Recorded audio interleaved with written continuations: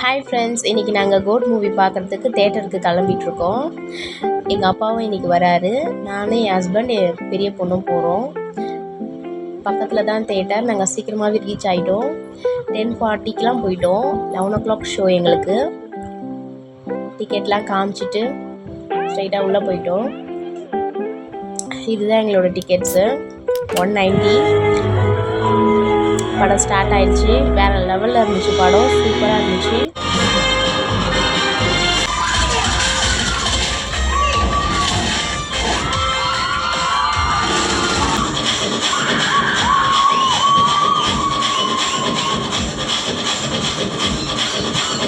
டான்ஸ்லாம் செம்மையாக இருந்துச்சு. சாங்ஸும் சூப்பர். அப்படியே ஸ்நாக்ஸ்லாம் சாப்பிட்டுட்டு படம் பார்த்தோம்.